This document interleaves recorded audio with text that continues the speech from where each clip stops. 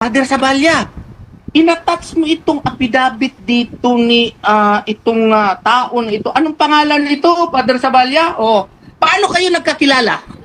Yun ang mga tanong.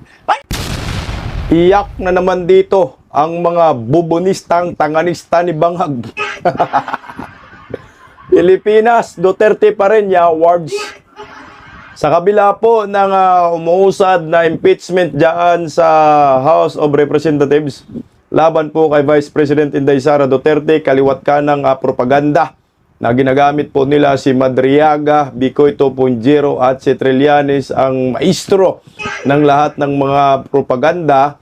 Aba, hindi pa rin po umubra ang mga yan laban kay Vice President Inday Sara Duterte. Mga buholano, nako, solid Duterte pa rin. Aray ko, iyak. Meron pong ginawang survey ang Holy Name University diyan sa Need and Satisfaction Rating sa dalawang leader ng ating bansa, kay Pangulong Bongbong Marcos at kay Vice President Inday Sara Duterte. Anak ng kagwang, negative si Dayunyor. Negative 55% ya awards, oh. Ang init-init ngayon, ba't ang lamig dyan sa Bohol? Vice President Inday Sara, satisfied pa rin ang maraming Boholanos. Positive 64% po ang satisfaction rating. Aray ko, iyak mga Talyanista. Hindi po umubra ang mga paninira kay Vice President Inday Sara Duterte. Attorney Torion, to the rescue kay Vice President Inday Sara Duterte, paring hinayupak. Father Sabalya, tinawanan lamang ni Torion sa kanilang mga akusasyon labang kay Vice President Inday Sara Duterte.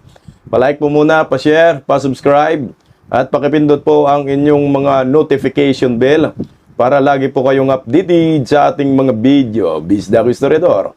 Pangalawang YouTube channel, reserve channel po natin, pa-subscribe. O ito mga kababayan ko, pakinggan po muna natin si Attorney Torion sa kanyang mga banat laban dito sa House of Representatives, lalo na kay okay, na hinayupak ay mga panira kay Inday Sara, lalo na kay Luwestro na may utang. May utang kay Inday Sara na 9 million, kapal ng mukha. O, pakinggan muna natin yung mga banat ni Attorney Torion. Narito po. Kung unang titingnan kasi walang walang nagdedebate doon sa mga pahayag no ng AMLAC. Umabot daw bilyonaryo pala itong si Inday Sara. Vice President Sara Duterte. Hindi ko lang siya nakita sa Forbes list. Pero ano ba ang dito, attorney, para hindi ma-mislead ang taong bayan po ukol dito? Well, una sa lahat, no, transaction volume is not wealth. Hindi po tayo dapat mawala dito. This is a very misleading presentation of evidence, no? Kasi nga po, yung 6.77 billion daw na pinost during the hearing, no? It was given the impression na yun na ang parang cash deposit ni VP Sara Duterte. Hindi po yun totoo, and that is very misleading, no? Kasi ito po, kaklaruhin ko lang, I'm not officially member of VP Sara Duterte's team, legal team, but of course, I am also a Filipino citizen and I am taxpayer, and as a law dean, I also have the obligation to inform the public, no, as to the matters that are being discussed in the House of Representatives, and especially insofar as the evidences are situated. Kaklaruhin ko lang, itong covered transaction reports po na sinasabi nila na 6.7 billion, hindi po yung deposito. Ang ibig sabihin lamang po yun, ayun yung cash inflow, outflow, pati yung investment, pati yung mga other movements of the funds over a long period of time. Ang haba-haba nito, 2005 to 2006. This is for 26. 21 years if I'm not mistaken. Ito yung mga total po ng mga transaction po doon po sa accounts na na-mention po doon sa hearing. Kaya nga po, very misleading po ito. Kasi nga po, maski anyone, no? Maski nga ako siguro, I am also a practicing lawyer. Kung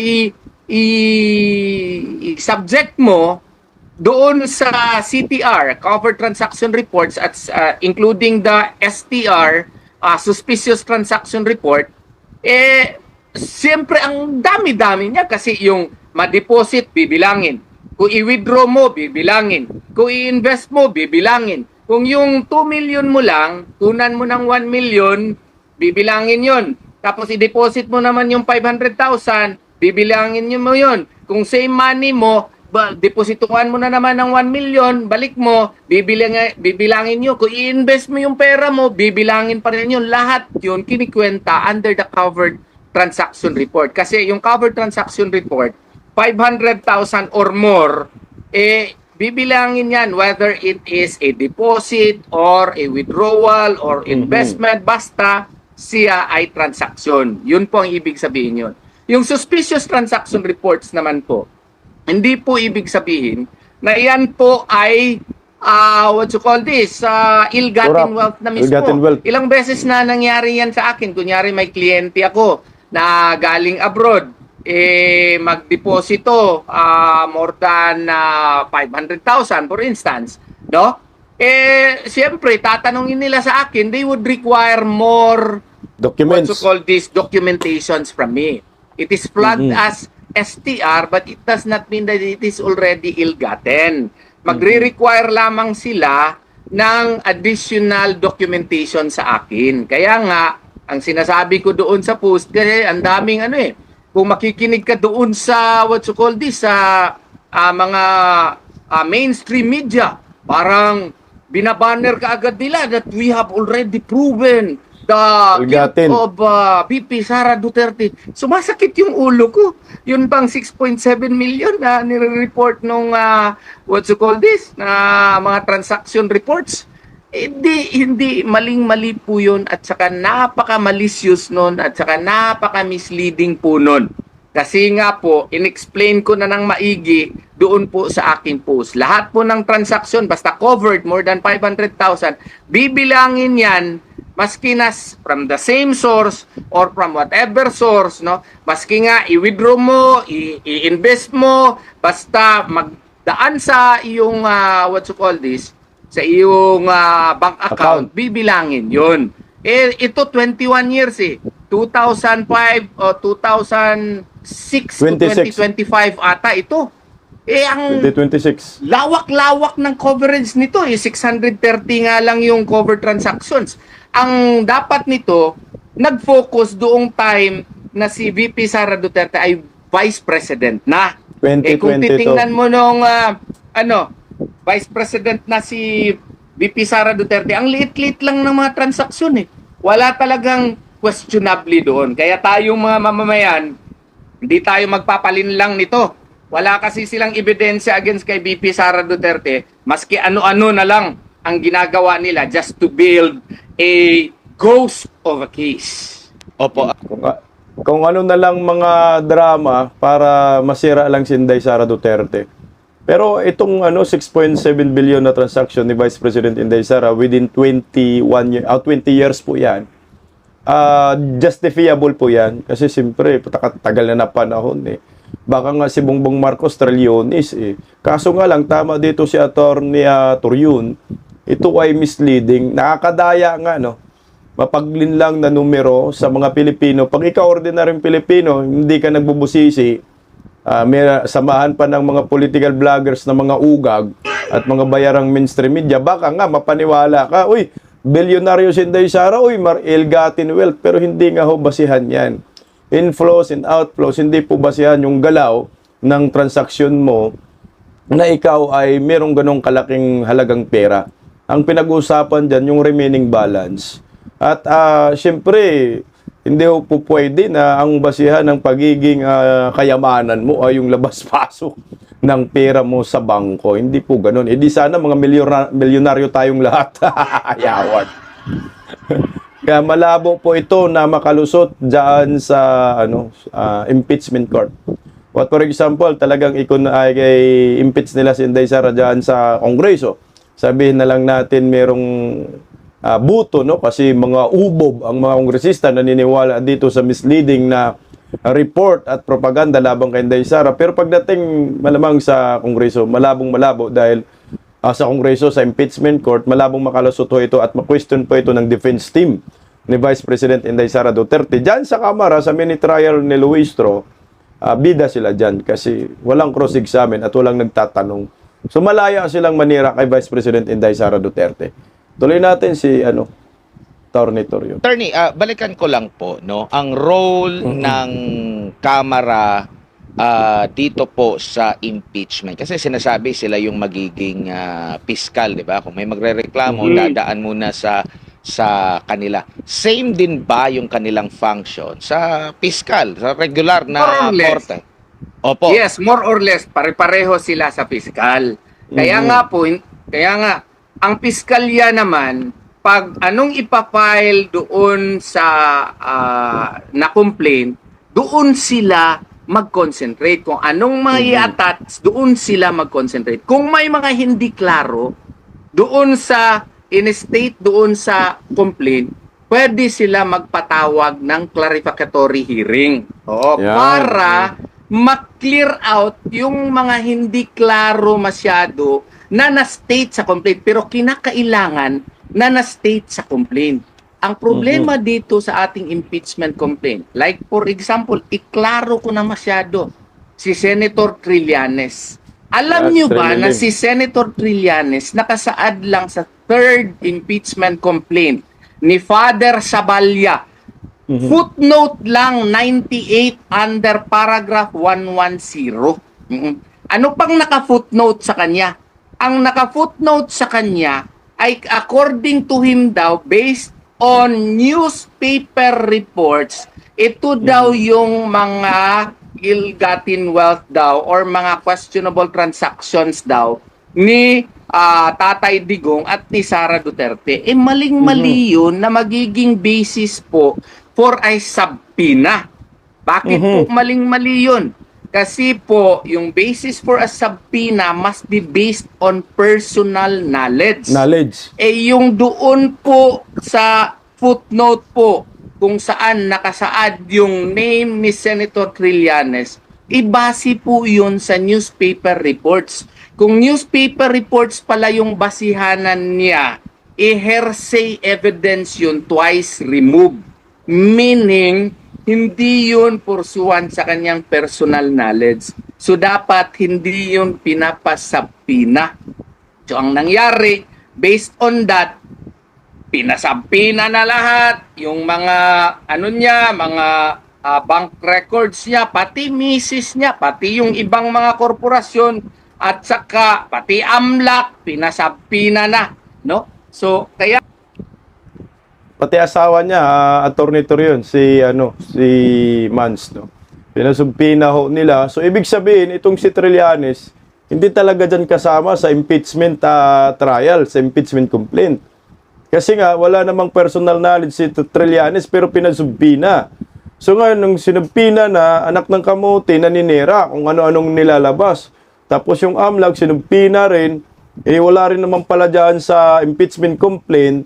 So ano po itong ibig sabihin sa ginagawa ho ng House of Representatives? Tatabla na naman sila dito. Iyak na naman sila dito sa Supreme Court. So maliwanag, na-establish tuloy lalo yung yung banat ng defense team ni Vice President Inday Sara na ito ay ang ginawa ng Committee on Justice ay fishing expedition. So, talagang na-establish pa lalo yan at tumitibay pa. At nakita natin sa kanilang mga mini-trial. So, durog sila dyan. Tuloy, Atty. nga, maling-mali po yung basihanan for the subpoena even. Opo, nabanggit mo yung clarificatory. Saan po ba ito? Pwede ba siyang huli after na mag-declare na sufficient in form, in substance? Nag-declare na sila sa mismong komite, or dapat mauna itong clarificatory bago sila mag-decide kung sufficient in form, substance, or yun nga, attorney? As a general rule, tama ka. Pero, kung ibase natin sa Rule 3 Section 7 ng House Rules, posible, okay, may basihanan yon doon sa Rule 3 Section 7 nila that a hearing may be conducted, but again, based on the complaint. Okay? Mhm. Hindi yung sila na ang mga ngalap ng mga ebidensya para mapalakas ang complaint. Hindi po pwede yun. Fishing expedition na yun. Kasi nga po, ang basihanan dyan, naka-find na pala kayo ng sufficiency in form at saka sufficiency in substance. Ang Yung grounds i-clarify pa. ninyo yung mga nakasaad lamang doon sa complaint. Ang sinasabi nila, doon sa complaint ni Attorney Cabrera, doon sa fourth complaint, ang nakasaad kasi doon, and they may, pwede natin busisiin yung kanyang mga ITRs, mga SALN, no? Para ma-prove natin itong complaint na ito. Pupwede ba yun? Hindi po pwede yun. Shotgun allegation yun. Hindi po pwede. So, ang ibig sabihin nun, ginagawa mo na ngayon ang Committee on Justice na magiging investigator mo, na magiging mo, evidence gatherer mo para mapalakas mo yung complaint. Hindi po pwede yun. Fishing expedition yun. You have to state with specificity at the very least so that you can come up with an allegation with containing ultimate facts which would indicate that you have charged the offense of graft and corruption, culpable violation of the 1987 Constitution, bribery, other high crimes, and such. Kasi kung hindi mo magawa yan, ang duty ng Committee on Justice is to dismiss the complaint. Ayan, maliwanag yung banat ni Attorney Torion dyan. Kasi nga, ang lumalabas, ito malinaw talaga to. Hindi naman po ito may tanggi ng sambayanang Pilipino, pati mga bubunistang talyanista ni Bangag. Ang lumabas na complainant, itong Committee on Justice. Dahil ang nangangalap ng ebidensya, sila ni Luistro, Ridon, at ni Chua, yung mga hinayupak ng mga buhaya na yan yung mga malitagang na yan. Kayo lang po ang magdidinig ng complaint, hindi po kayo yung maghahanap ng ebidensya. Ang simple lang ho yan Kung may nag-complaint po dito sa Committee on Justice sa Kongreso labang kay Inday Sara, so ngayon nakikita mo yung complaint, sinabi mo sufficient in form, sufficient in substance. So hanggang doon na. Meron pa ng sufficient in ground. So stop na tayo doon, wala na tayong hearing. Kasi kung mag-hearing kayo, mini-trial kayo, naghanap kayo ng ebidensya, talagang fishing expedition. Dapat inakyat na po yun sa plenaryo at pagbubutuhan po nila. Pagbubutuhan nila, kung ito ba ay impeachable offense, itong mga reklamo ng mga hinayupak na mga paring Damaso, kagaya ni Sabalya, kung may mga ebidensya ba? Kung wala ho, simple lang naman, yes or no Yes, hindi kami papayag na ma-impeach si Inday Sara dahil kulang yung ebidensya. Di ba? Yes. Baliktad Yes, impeach namin si Inday Sara dahil may ebidensya. No, hindi namin impeach si Inday Sara dahil kulang sa ebidensya. Simple lang, yes or no, anak ng kamote. Pinapahirapan ng taong bayan. Bakit nila ginagawa yan? Dahil nga, pag iakyat nila sa impeachment court, wala silang laban doon, wala silang numero, dahil mababasura lamang ho ito. Kaya ang ginawa ho nila, trial by publicity, durugin na natin si Inday Sara dito. No, kahit wala tayong mga basihan, kahit hindi ma-impeach, at least dinurog na nila si Inday Sara. Pero ang tanong, nadurog ba? Hindi nadurog. Kasi bakit? Tingnan mo naman tong mga may mga nakaraang survey, Inday Sara pa rin nangunguna, presidential survey, di ba? Mga buhulano, ayan sinuka si Bangag. Pero bago natin pag-usapan yung survey ng kababayan nating mga Bulanon dyan sa Bujol, maraming salamat in advance. Pakinggan po muna natin uli itong si Atty. Torion kung paano niya tinawanan itong si Father Sabalya. Narito po, pakinggan natin si Atty. Torion. Opo.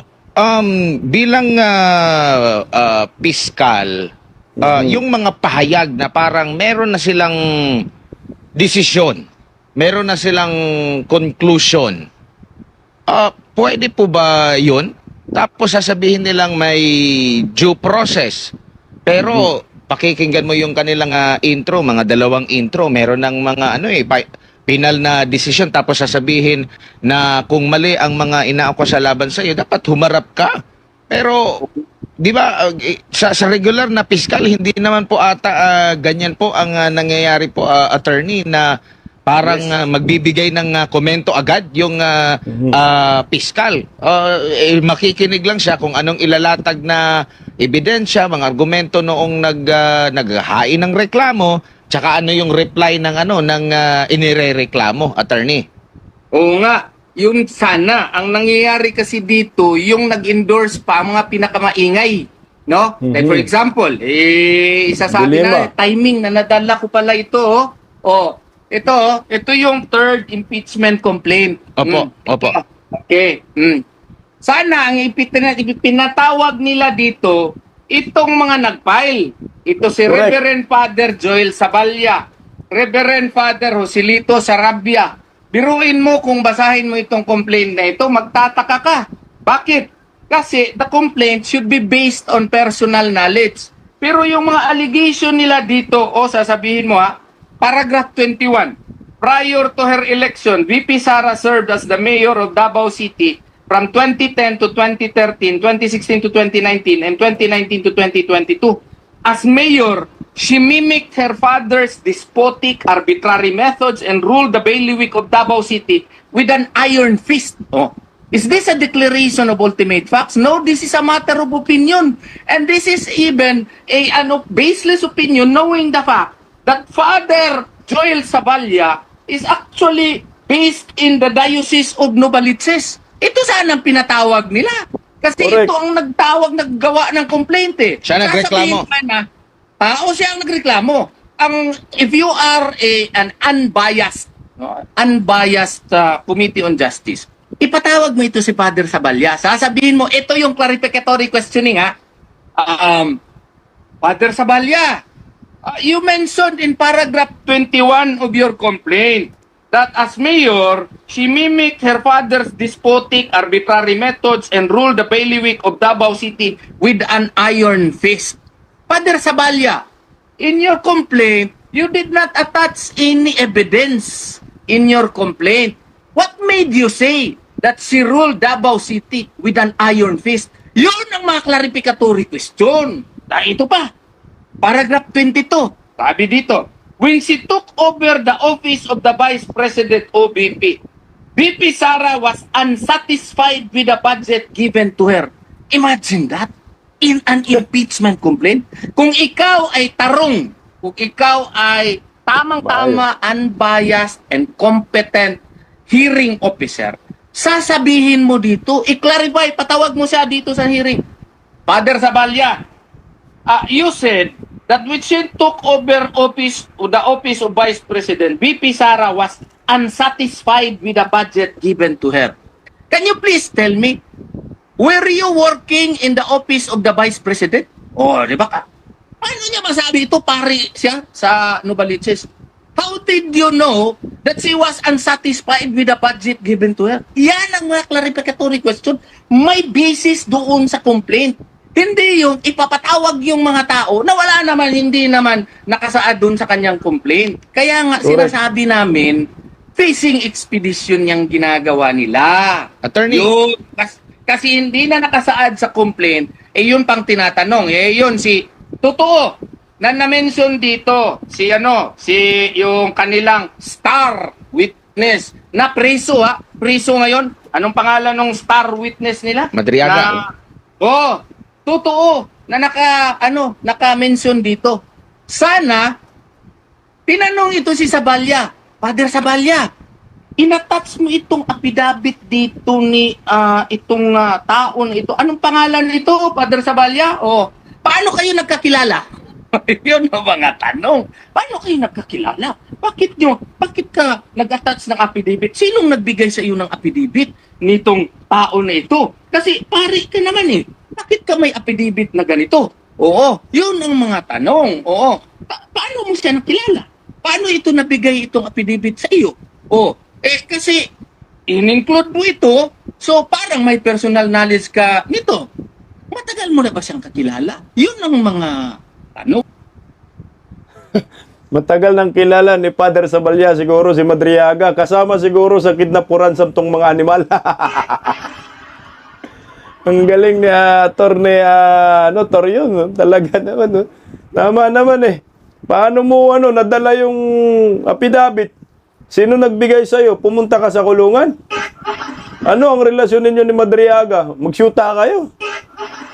O magkasabwat sa kayo sa kidnapuran sa group? O, yan yung mga clarificatory question. Tama ka dito. Attorney Torion kung walang bias. Tuloy natin. Banatan mo, Attorney Torion. Nung ang nangyari, yung affidavit nitong tao na ito, hindi ko siya gustong pangalanan kasi baka sisikat siya lalo, wala namang kabuluhan yung mga testimonya niya. Ang ginawa pa, hindi doon sa original affidavit niya na naka-attach. Ang tinanong, yung supplemental affidavit na hindi man lang binigyan ng kopya ang kampo ni VP Sara at hindi man lang yun na-explain dito sa impeachment complaint. Paano ka makatanong doon on clarificatory question?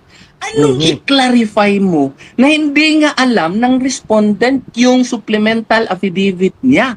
Kaya nga, grave abuse of discretion amounting to lack or excess of jurisdiction yun. Ang tawag namin yun, kabalbalad yun. It has no basis under the law whatsoever. It violates the basic dictates of fairness and due process.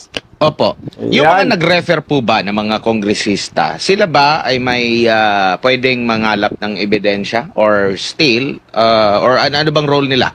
Maliban sa pag-refer? Supposedly, kung wala lang sana talaga itong, yung objective lang ba, yung nag-endorse na mga congressman, dapat nag-inhibit sila.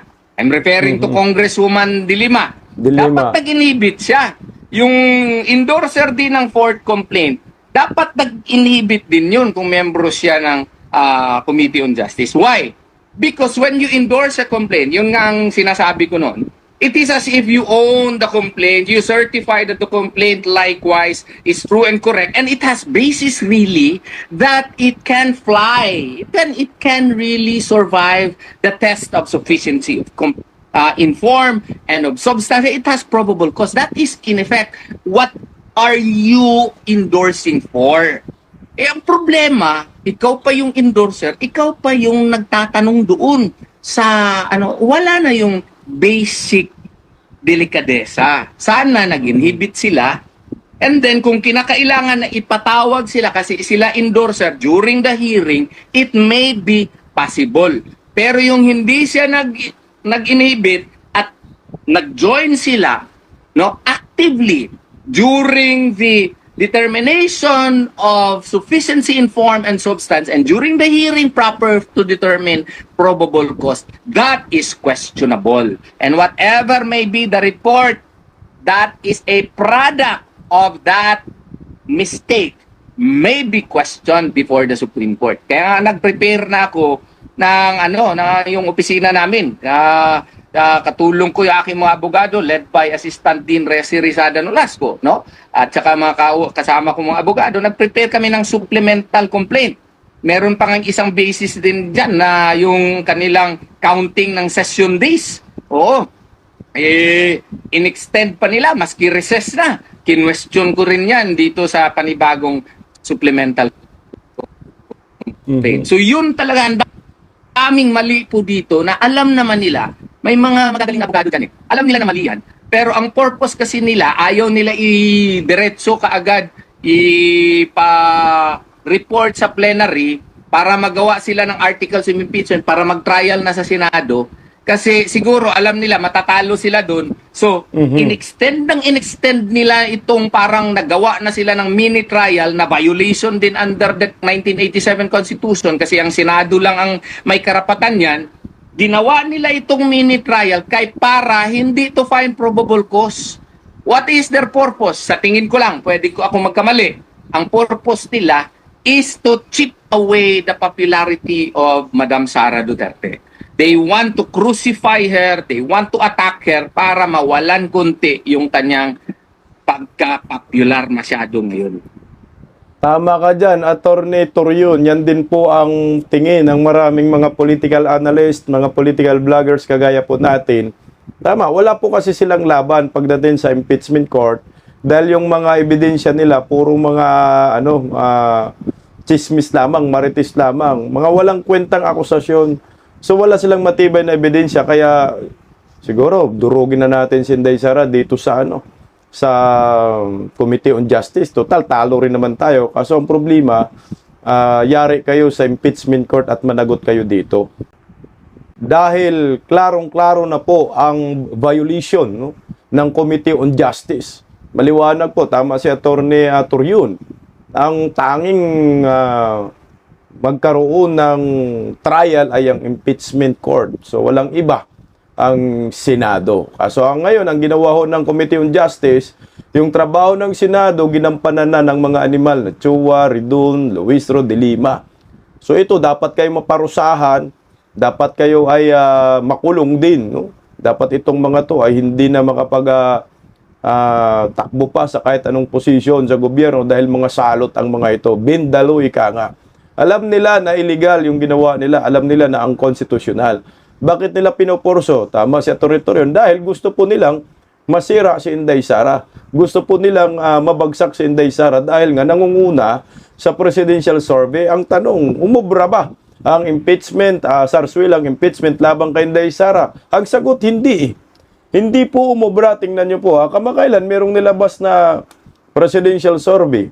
Ang lumalabas pa rin ang number 1, si Vice President Inday Sara ang tinuturong best leader para maging presidente sa 2028. Yan ang maliwanag. So yung sarswilang impeachment ay hindi umubra. At nagbubumirang lalo sa kanila. Yung chairman nga may utang sa pamilyang Duterte, 'di ba? 9 million hanggang ngayon hindi po nagbabayad. At ito ang nakakatuwa. O tingnan mo, iyakan na ng mga bubunistang tanganista ni Baki dito, no? Mayroong satisfaction rating survey diyan sa Bohol. Alam naman natin na si Bongbong Marcos negative talaga sa Bohol. Pero ito latest, so exciting po ito, napaka-interesting po ang survey ito dahil binanatan si Inday Sara sa impeachment. Nilabas si Madriaga, walang naniwala. Nilabas si Trillanes, wala pa rin naniniwala, no? Baka sakali magbago yung isip ng tao, decision at pagtingin kay Vice President Inday Sara tungkol po sa nangyayari ngayon sa impeachment na paninira sa kanya. Pero hindi po umubra eh. Dahil nagkaroon po ng survey, no? Ang isang well-known na universidad diyan sa Bohol, Tagbilaran, Holy Name University, Bohol Poll, Vice President Sara Duterte plus 64% ang net satisfaction rating. Sabi diyan, nanatiling very good sa Bohol si Vice President Inday Sara Duterte. Ito po yung survey na yan, at least ito, Holy Name University, Bohol Poll, Vice President Inday Sara Duterte plus positive 64 net satisfaction rating remains very good in Bohol. Ayon po sa ulat, support for Vice President Sara Duterte of Bohol remains strong after achieving plus positive 64 net satisfaction rating or very good based on the Holy Name University Bohol Poll 2026 conducted from March 20 to April 21. So kasagsagan talaga ng impeachment, anak ng kagwang. Sarswilang impeachment ni Luistro. According to Holy Name University Research Center, 99% awareness while 74% are content. 99% awareness, isipin mo po yan. 10% are dissatisfied at 15% undecided. The support of District 3, plus 74% and District 2 plus 68%. In Class E, plus 76% is the strongest. Also higher in the rural, plus 68% compared to the urban, plus 52%. In Tagbilaran City, the rating is lower than positive 41. So, good support was strongest at age 30 to 49. So, yung 30 to 49, good support. While age 18 to 29 had positive 59. So, good news po ito, yung mga kabataan, ito yung mga bagong butante. So, positive 59. So, maraming mga Gen Z, di ba? Mga millennials. pabor ka Vice President Inday Sara Duterte, satisfied ni. At the survey had 400 respondents, 100 per district and 100 in Tagbilaran City with district 5 margin of error Bohol plus 10% in Tagbilaran, district 2 and 3% in ang 7% in district 1. Yan po ang ang nangyayari, no. Tuloy pa rin, no? Ang pagtitiwala, satisfied pa rin ang mga Boholano kay Vice President Inday Sara Duterte, kay bangag. Tangina men, ang propita ng impeachment. Ito na tayo nyar. Tinabla ng mga Bulanon si NGWM. Holy Name University, Bohol Paul Marcos Jr. Misadsad. Ibig sabihin ng misadsad, bumagsak, lagapak. Alam mo ba ilan percent? Negative, 55% yung awards. Grabing bugnaw ba sa Bisaya? Bugnaw man. Sa Tagalog, ang lamig. Ang init-init ngayon, pero ang negative, lamig na lamig. Negative 55% ang net satisfaction rating. Kung kay Inday Sara, very good. Kay BBM, very bad. Very bad na ang rating ni Bangag sa Bohol Awards. Ito, public discontent against President Ferdinand Bongbong Marcos Jr. in Bohol has increased. Lalo bang tumaas? Negative na noon, di ba? Ngayon, negative pa lalo pang tumaas. After his net satisfaction rating dropped to a negative 55% based on the Holy Name University poll 2026 conducted from March 20 to April 21, 2026. Tandaan nyo po yung Holy Name University, Catholic school po ito. Paano na to, Father Flavi? Tinabla kayo ng mga kabaron nyo dyan sa Bohol. According to the Holy Name University Research Center, this is the province's lowest presidential rating from positive 61 in 2023, negative 8% in 2024. Nagpositive pa siya ng 2023 awards. Pagdating ng 2024, nag-negative 8%. Pagdating ng 2025, nag-negative 43%. So ngayon, now is classified as very bad. Dahil umabot na po ng negative 5% at satisfaction rating ni NGWM. Despite of 99% awareness, he didn't get a positive rating in any sector. Anak ng kagwang talaga sinuka, no? Nilaglag. Highest disapproval rating in Tagbilaran City with negative 65% sa syudad talaga. While District 1, negative 65%, District 2, negative 52%, and District 3 is negative 48%. Are all negative. In the sector Class D, negative 58%, followed by the Class ABC, negative 52%. Anak ng kamuti. And age 50 to 51%, 50 to 59-year-old, negative 62%. Tangin na yung magsisenyor na, negative na 62. Where the most critical, it is also worse in urban areas. Negative 68% compared to the rural areas is 52%. The survey has 400 respondents. Okay. Overall, 67% were dissatisfied.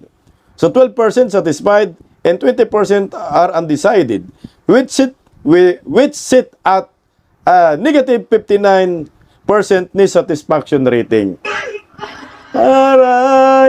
Aray, niwi. Ang sakit naman ang ginawa ng mga Boholano dito. Tangay namin yan, tinabla ka ng mga Bulanon. Okay, yan po ang maliwanag ha. Ito yung nagpapatunay. Mantakin mo ha. Vice President Inday Sara, positive 64 net satisfaction rating. Bongbong Marcos, negative 55% net satisfaction rating. Sige nga. Tingnan nyo po ang mga numerong ito. Ang lalaki. Malaki ang positive, malaki ang negative.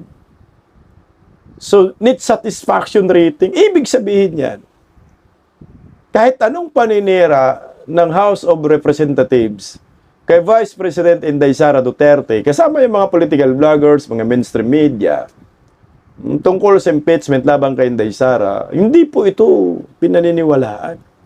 Hindi po ito umubra. Hindi sila pinapakinggan. So, ibig sabihin, yung kredibilidad ng mga buhayang ito, bagsak na bagsak. Hindi sila pininiwalaan. Hindi sila, kahit man lang makakurot. Kasi nanatiling very good si Vice President Inday Sara Duterte. Positive, 64%. Mantakin mo ha. Binugbog na ng binugbog si Inday Sara dyan sa Kongreso. Nilabas na ang mga peaking witness. Mga imbintor na si Madriaga. Imbintor na si Trililing, sundalong kanin. Ano ang resulta? Ayan. Nanatiling satisfied ang mga Buholano, mga Pilipino. Kaya Vice President Inday Sara Duterte, positive 64%, very good. Kung kay Vice President Inday Sara, very good. Anak ng kamuti kay BBM, very bad. Paano hindi magiging very bad si Bangag? Ito, sponsored ni Trililing eh. Sabi ni Inday Sara dyan sa impeachment. Financier. Lahat ng resources ng gobyerno ginamit na trilyon-trilyon, bilyon-bilyon para lang mapabagsak si Inday Sara. No? Sobrang kaipalan na ang ginagawa ni Bongbong Marcos kung saan-saan napupunta. Sumisinghot ng bigas. Mahilig taga suminghot. Anong resulta? Negative 55%. Ang net satisfaction rating. Bakit nagiging negative po ito? Dahil nga sa crisis ng ating ekonomiya. Crisis sa langis. Imbis na pagtuunan ng pansin ang krisis sa ekonomiya at walang haba sa pagtaas ng presyo ng galangis, mas nabisi po sila sa impeachment laban kay Inday Sara. Kaya ang resulta, negative 55% kay Bangag. Mahal ang bilihin eh. Butangin ng krudo, umabot ng 100 plus, 150, 160. So ikaw Pilipino, satisfied ka ba sa performance ni Bangag? Putang ina, zero, bagsak, lagapak. Hindi ka magiging kontento, hindi ka magiging satisfied. Pero si Inday Sara, kaliwat ka ng binanatan. Anong ginawa ni Inday Sara? Tuloy ang hanap buhay. Tuloy ang pagtatrabaho at pagsiservisyo sa bayan, umiikot sa buong Pilipinas. Kahit nga pinakatuktok sa binggit, pinunta ni Inday Sara para lang ipadama sa maraming Pilipino na kahit sinisiraan siya dyan sa impeachment ni Luistro, ni Bangag, sa Kongreso. Tuloy pa rin ang pagiging Vice President of the Republic of the Philippines. Peryoda natin, hindi umubra ang impeachment na sarswela laban kay Vice President Inday Sara dahil ang Pilipino satisfied pa rin kay Vice President Inday Sara Duterte. Paggising sa umaga, tanghali at gabi, nakikita ko ang post niya, ang hapdi. Paano nga ba to? Di ako makatanggi. Watch ko na lang at isipin ng mabuti. Bisdak Pilipinas. Bisdak, tinig ng katotohanan. Sa bawat vlog may laban sa kasinungalingan. Mulat ang mata, gising ang masa. Bisdak Pilipinas, para sa bayan, gumigising sa diwa. Sa likod ng kamera, tapang ang dala, walang sinasanto kung mali ang gawa. Hinay-hinay, pero palaban. Boses ng tao sa digital na labanan. Bisdak, tinig ng katotohanan. Sa bawat vlog may laban sa kasinungalingan. Mulat ang mata, gising ang masa. Bisdak Pilipinas, para sa bayan, gumigising sa diwa.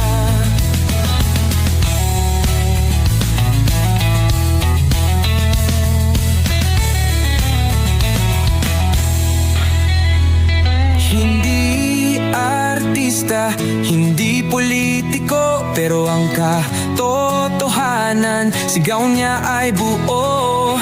Sa YouTube o Facebook man